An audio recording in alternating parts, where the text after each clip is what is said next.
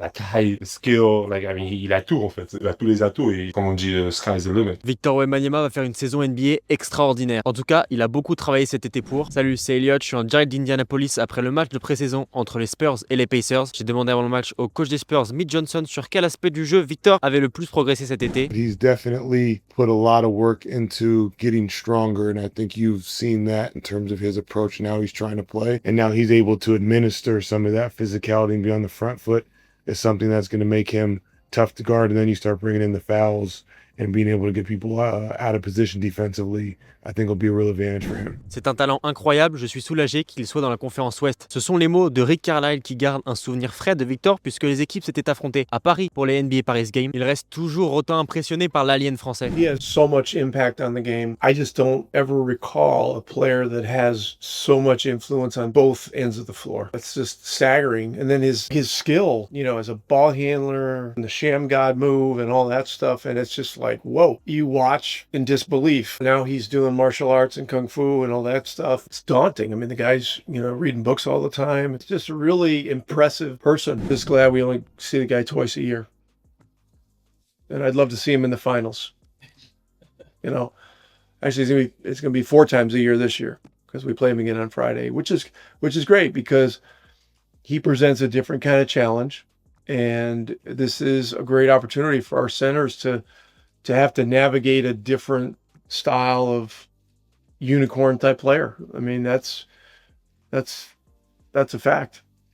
The guy's, you know, amazing what he can do. Leader technique sur le terrain, Victor est aussi en train de progressivement devenir un leader vocal dans le vestiaire. On écoute son coach à ce sujet. I think so.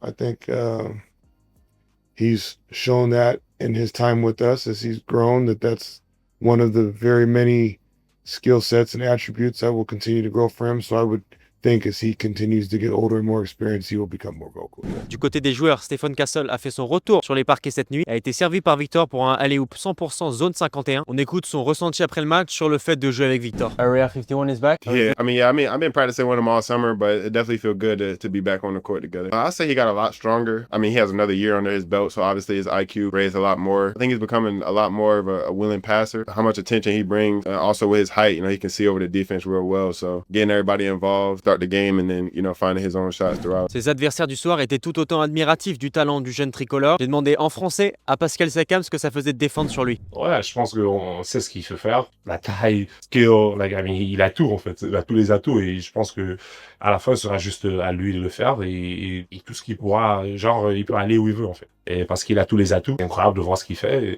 comme on dit, sky is the limit. Il peut aller au plus loin possible et c'est juste à lui de le faire. J'ai aussi demandé à Mitch Johnson à quel point il appréciait les séquences où Victor avait le ballon dans les mains en transition. Les 7 pertes de balles du français n'inquiètent pas vraiment son coach. They're in transition in the half court. Again, he's going to have the ball in so many spots and be able to affect the game because of the attention he draws. For him to make plays for his teammates is really, really important. And he'll have a lot of chances to do that. And when he is fundamentally sound, you see that where he gets a lot of people shots. There's a little bit maybe of the preseason of him, you know, trying different things with different combinations and whatnot, but the fundamentally sound, solid plays, especially with the basketball involving taking care of it, will be an emphasis for everybody, and especially for him, for someone who's going to have high usage and be in a lot of different spots with the ball. He does some very impressive things.